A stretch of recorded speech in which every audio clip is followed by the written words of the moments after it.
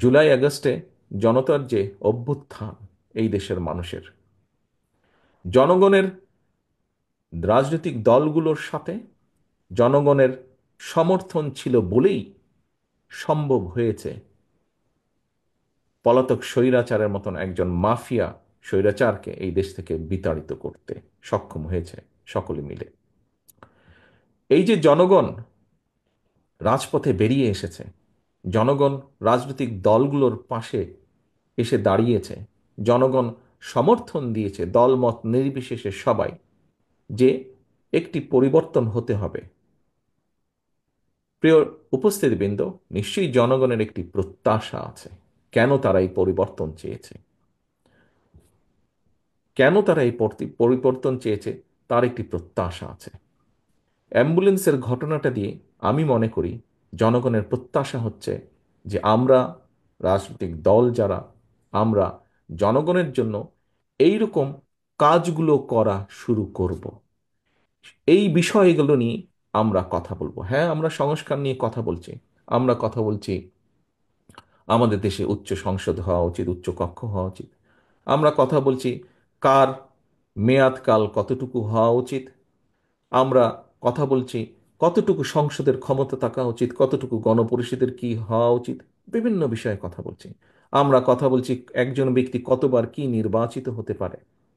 আমরা কথা বলছি কার মধ্যে ক্ষমতা বাড়বে, কার ক্ষমতা কমবে, এসব বিষয় নিয়ে। কিন্তু দিন শেষে যারা আমাদের রাজনীতির সবচেয়ে বড় পুঁজি, আমরা যে বিষয়গুলো নিয়ে আলোচনা করছি, সংস্কারের যেই বিষয়গুলো নিয়ে মিডিয়া গরম, সেই বিষয়গুলোর কোনো রকম পরিবর্তন হলে প্রত্যক্ষ বা পরোক্ষভাবে হয়তো রাজনৈতিক দলগুলো উপকৃত হবে, রাজনীতিবিদরা উপকৃত হবেন হয়তো, বা পরিবর্তন হতে পারে রাজনীতির কিছু কিছু। কিন্তু আমাদের রাজনীতির সবচেয়ে বড় যে পুঁজি জনগণ, তাদের ইস্যুগুলোকে নিয়ে আমাদের কি কথা বলা উচিত না? তাদের ইস্যুগুলোকে নিয়ে আমাদের কি চিন্তা ভাবনা করা উচিত না? অবশ্যই উচিত।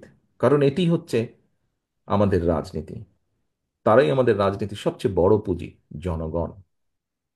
জনগণ নিশ্চয়ই বাংলাদেশের ইউকের জনগণ যেরকম জানতে চায়, নিশ্চয়ই বাংলাদেশের জনগণ জানতে চায় হঠাৎ এমার্জেন্সিতে কতক্ষণ তাকে অপেক্ষা করতে হবে অ্যাম্বুলেন্সের জন্য। আপনজন যখন অসুস্থ হয়ে কাতরাবে, নিশ্চয়ই আমি আপনি আমরা সকলেই চাবো যে দ্রুত তাকে চিকিৎসা সেবা দিতে, এবং সেজন্য অ্যাম্বুলেন্সকে আমরা কল করব।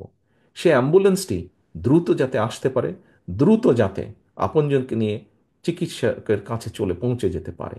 নিশ্চয়ই এরকম আরো অনেক কিছু বাংলাদেশের জনগণ প্রত্যাশা করে রাজনৈতিক দলগুলোর কাছে, আমাদের কাছে। সম্মানিত উপস্থিতিবৃন্দ, সহকর্মীবৃন্দ, আসুন আমরা যে বিষয়গুলো নিয়ে আলাপ করছি, কার কতটুকু ক্ষমতা থাকবে, কি থাকবে, পাশাপাশি আসুন আমরা শুরু করি আলোচনা। জনগণের যে প্রত্যাশা, জনগণের যে চাওয়া, তাদের যে মূল লক্ষ্য বা উদ্দেশ্য, বা জনগণের যেই ডিমান্ডগুলো, সেইগুলো আমরা কি করব।